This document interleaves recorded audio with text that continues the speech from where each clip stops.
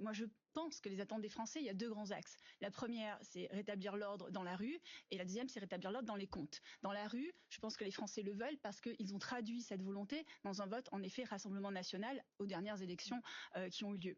Et ça, Michel Barnier peut y répondre. C'est en effet rétablir les fonctions régaliennes, la justice, la sécurité, et puis aussi avoir des mesures fortes sur l'immigration.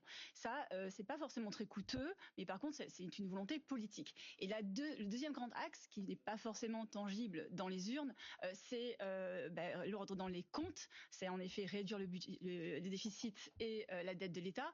Et là, c'est même plus une question de se dire est-ce qu'on veut, est-ce qu'on veut pas, est-ce que l'électorat le veut. C'est qu'on est au pied du mur. En plus, avec l'augmentation des taux, vous aurez des comptes en ordre et vous aurez l'extrême droite au pouvoir. Moi, ça me dérange pas, mais c'est des choix. Non, mais alors, par contre, vous parlez de rigueur. Mais la rigueur, c'est pas simplement une rigueur budgétaire avec des coupes. Certes, il en faut, mais ça passe aussi par une restructuration. Et c'est ce qu'on porte. C'est-à-dire, je vais vous prendre un exemple, la bureaucratie qui, en effet, pour nous, gangrène l'action politique et notamment l'action de la puissance publique. Si on prend, par exemple, la santé, où il y a de vrais problèmes, un manque de soignants, ils sont pas bien rémunérés. Par contre, quand on regarde ce système-là, on s'aperçoit que vous avez plus de 34% des effectifs de la santé qui sont administratifs. Quand on compare avec l'Allemagne, c'est 25%.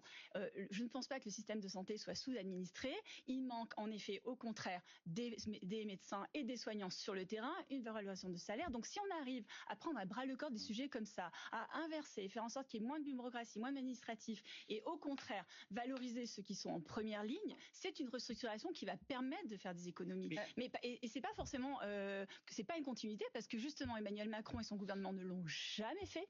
C'est une rupture. Si vous commencez à dire qu'on n'a pas baissé les dépenses dans l'administration hospitalière ou dans la fonction publique hospitalière sous Macron, c'est pas vrai. C'est une restructuration. C'est pas vrai, la preuve, ça a pété pendant le Covid. Vous pouvez pas dire ça. Dans le débat, Valérie Montanon, ce que